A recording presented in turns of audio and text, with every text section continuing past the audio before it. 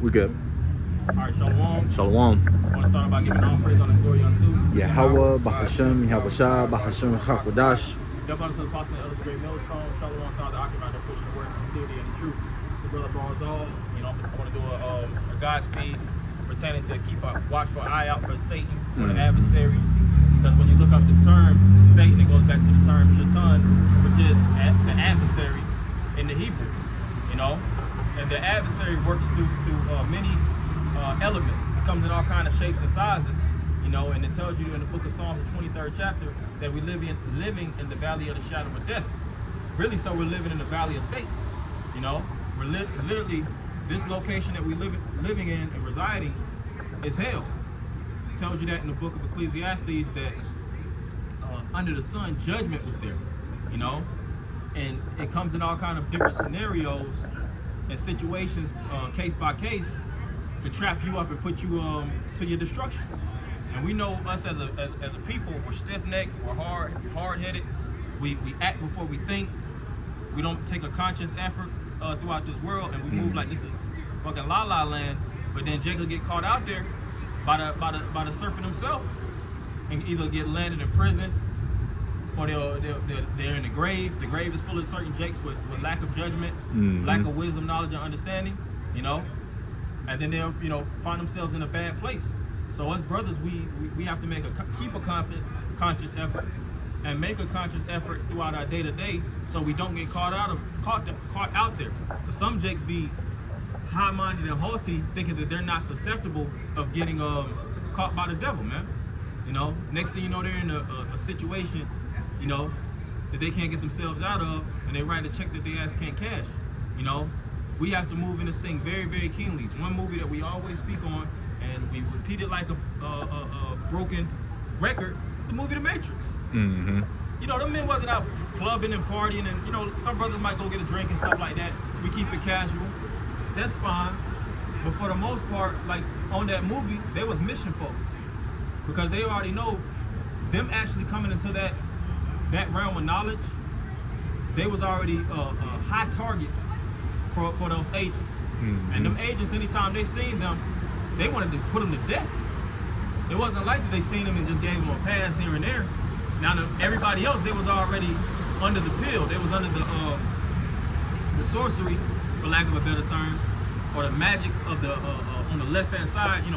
In layman's terms. I'm speaking in layman's terms. They wasn't using that terminology in the movie, but they was pretty much controlled by the opposition, which is Satan. But those individuals that was unplugged, which was a small cluster, they had to be on their shit, man. Because of what? If they get caught out there, if they miss a split second, when those agents was on their ass, in the movie, you see it. We seen results of individuals dying. So it's the same thing that can happen now. So, the main name of the game is not to misstep, of course, and I'm gonna get some precepts in regards to that, because we have to move very, very wisely. The scripture says a wise man's eyes are before him. So I'm gonna get this in 1 Peter 5:8. 1 Peter 5:8, be sober, be vigilant, because your adversary, the devil, as a roaring lion, walketh about, seeking whom he may devour. Yeah, so Satan is looking to take certain jakes down, And like I said, when you come into this truth, you pretty much got a bullseye target on you. And these spirits look to get you up out of there, man.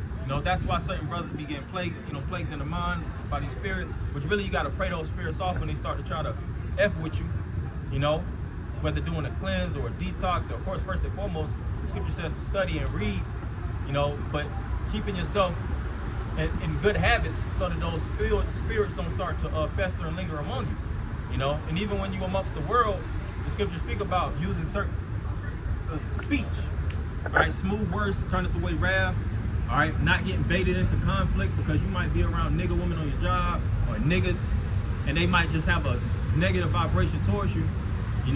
They look at you, and now they just want some beef. But is that the perfect situation to punch a jake in his mouth? No. The scriptures speak about the weapons of our warfare are not carnal, but spiritual. So it's a way that you deal even amongst certain individuals. Knowing how to communicate, knowing how to talk your way out of situations, like Yahushua and Paul.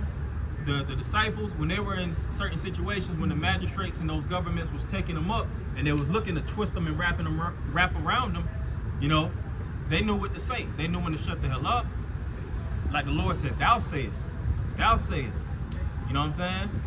Because he knew that he was in the hot seat from you know, Esau's federal government, and they was looking to pretty much have him say certain words to put him in a bond, man. You know, to prosecute him, so to speak. Mm-hmm. So this devil is still using those same tactics against us, you know? So we have to constantly walk in this world very, very keenly, you know? Scripture speak about, what y'all get, having our senses exercised. Having our senses exercised. I got it right here. Hebrews 5:14. Matter of fact, I'll start at verse 13. It says, for everyone that uses milk is unskillful in the word of righteousness, for he is a babe. Verse 14. But strong meat belonging to them that are of full age, even those who by reason of use have their senses exercised to discern both good and evil. Right. So discernment is a very, very important element within this truth, within this walk of ours. Knowing how to discern between good and evil. Because you'll go in certain areas and it's nothing but evil in there. But certain jakes be, hey, oh shit, this look like a vibe. Yeah, a vibe of negativity. And next thing you know, you might get in that area and you might not leave out. You know? Or situations where gunshots start to ring out. You already know that there's very, very hazardous places within these cities and states where certain jakes just invite themselves in because they want to be a part of something. You know, the scriptures speak about don't be unequally yoked with unbelievers. Mm-hmm. You know, and we've been in certain situations, whether in the truth or in our, you know, being I'll say before coming into the truth, you know, predisposed to this knowledge, so to speak. We was in the world, and we seen certain jakes make bad decisions. Jakes with horrible decision making skills. Certain jakes that go through everything like a lion and brutish. The scripture says to be not as a roaring lion. As a roaring lion, and it says to you know, walk not with a bold fellow. Because what? He gonna get you into some conflicts, and he think that he could just man his way through. And next thing you know, like in America, this is a very, very strapped society that we living in. You know, I think they say it's more guns than actual people here in America. So a lot of these individuals have firearms, you know, and a lot of these people are off their meds. So we have to move like sheep. You know, a brother was just not talking to me about these other guys, which I'll say is Sakari. You know, he said, you know, he had a little situation that he had to work at. I ain't gotta go into details. But these guys is 50 deep on the streets with 10 automatics, man. What do you need all that for? What the hell you think is gonna pop off? So did Yahweh Shai and the disciples have 15, 20 automatics on them whenever they roll? No, the scriptures speak about walking honestly even amongst the Gentiles. Mm-hmm. You know? So we're sheep.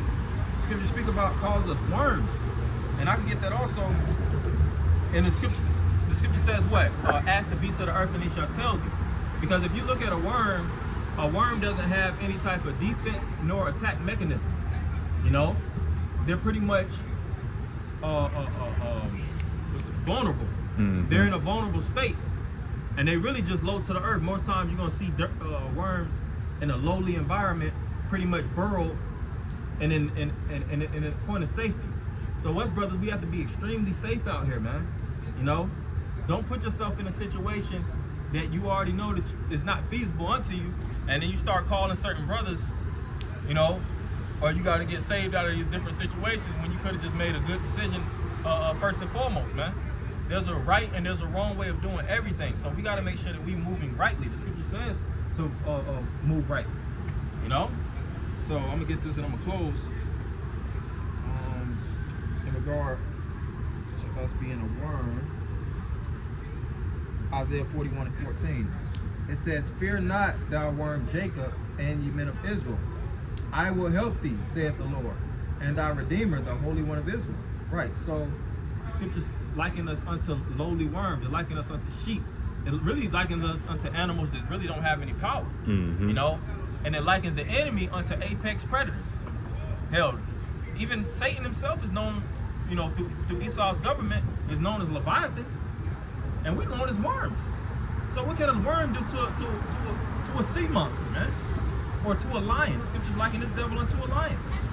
You know?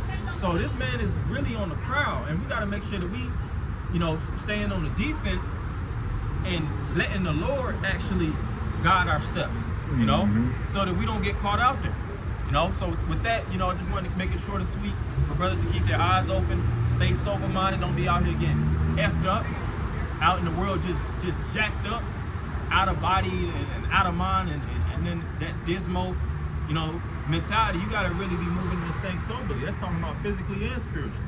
You know, so with that, I'm going to end up giving all praise, honor, and glory unto Yahweh, Bahasham, Yahweh Shah, Bahasham, Hakodash. Double honor to the apostle and elders of Great Millstone. Shalom, man.